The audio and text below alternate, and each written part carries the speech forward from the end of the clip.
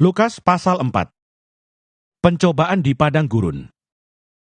Yesus yang penuh dengan Roh Kudus kembali dari sungai Yordan, lalu dibawa oleh Roh Kudus ke padang gurun. Di situ ia tinggal 40 hari lamanya dan dicobai iblis.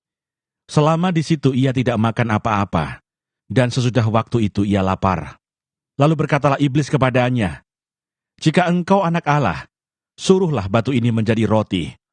Jawab Yesus kepadanya, "Ada tertulis, manusia hidup bukan dari roti saja." Kemudian ia membawa Yesus ke suatu tempat yang tinggi, dan dalam sekejap mata, ia memperlihatkan kepadanya semua kerajaan dunia. Kata iblis kepadanya, "Segala kuasa itu serta kemuliaannya akan kuberikan kepadamu, sebab semuanya itu telah diserahkan kepadaku, dan aku memberikannya kepada siapa saja yang kukehendaki.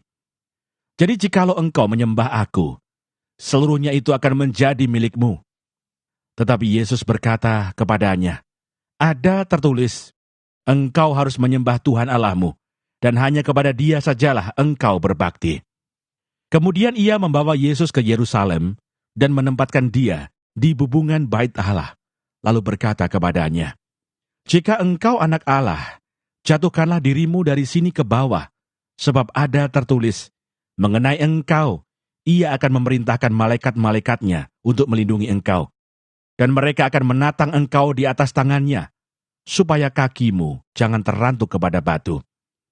Yesus menjawabnya katanya, "Ada firman, jangan engkau mencobai Tuhan Allahmu." Sesudah iblis mengakhiri semua pencobaan itu, ia mundur daripadanya dan menunggu waktu yang baik. Yesus kembali ke Galilea. Dalam kuasa Roh, kembalilah Yesus ke Galilea, dan tersiarlah kabar tentang Dia di seluruh daerah itu. Sementara itu ia mengajar di rumah-rumah ibadat di situ, dan semua orang memuji Dia. Yesus ditolak di Nazaret. Ia datang ke Nazaret, tempat ia dibesarkan, dan menurut kebiasaannya pada hari Sabat ia masuk ke rumah ibadat, lalu berdiri hendak membaca dari Alkitab. Kepadanya diberikan kitab Nabi Yesaya, dan setelah dibukanya, ia menemukan nas di mana ada tertulis, "Roh Tuhan ada padaku, oleh sebab ia telah mengurapi aku, untuk menyampaikan kabar baik kepada orang-orang miskin, dan ia telah mengutus aku, untuk memberitakan pembebasan kepada orang-orang tawanan, dan penglihatan bagi orang-orang buta, untuk membebaskan orang-orang yang tertindas, untuk memberitakan tahun rahmat Tuhan telah datang."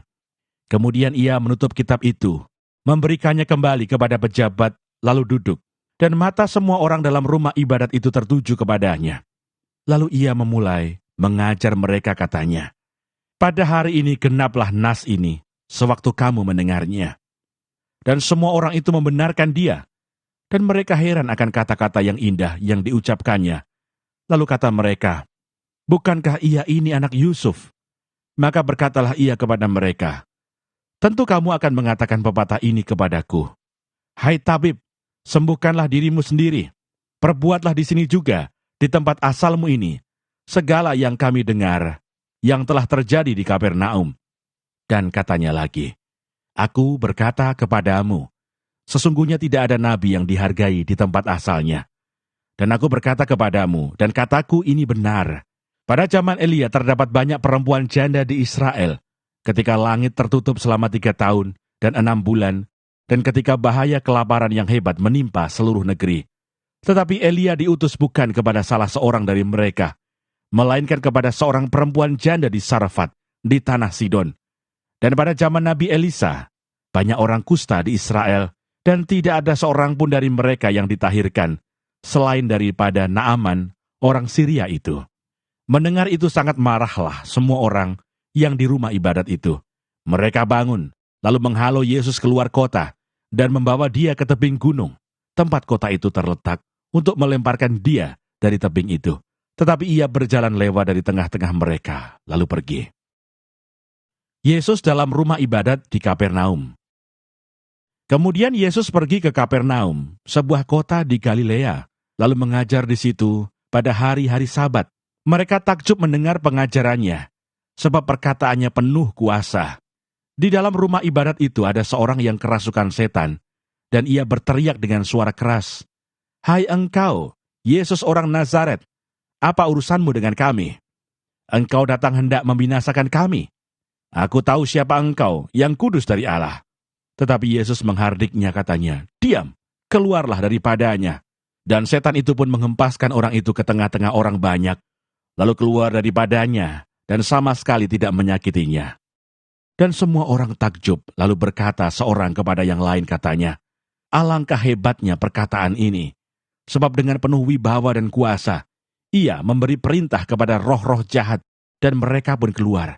Dan tersebarlah berita tentang dia kemana-mana di daerah itu." Yesus menyembuhkan ibu mertua Simon Petrus dan orang-orang lain. Kemudian ia meninggalkan rumah ibadat itu dan pergi ke rumah Simon. Adapun ibu mertua Simon demam keras dan mereka meminta kepada Yesus supaya menolong dia. Maka ia berdiri di sisi perempuan itu, lalu menghardik demam itu, dan penyakit itu pun meninggalkan dia. Perempuan itu segera bangun dan melayani mereka.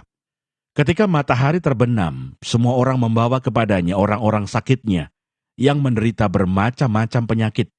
Ia pun meletakkan tangannya atas mereka masing-masing dan menyembuhkan mereka. Dari banyak orang keluar juga setan-setan sambil berteriak, "Engkau adalah anak Allah."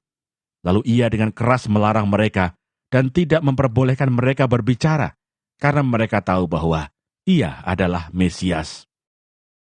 Yesus mengajar di kota-kota lain. Ketika hari siang, Yesus berangkat dan pergi ke suatu tempat yang sunyi. Tetapi orang banyak mencari dia, lalu menemukannya dan berusaha menahan dia supaya jangan meninggalkan mereka. Tetapi ia berkata kepada mereka, "Juga di kota-kota lain, aku harus memberitakan Injil Kerajaan Allah, sebab untuk itulah aku diutus." Dan ia memberitakan Injil dalam rumah-rumah ibadat di Yudea.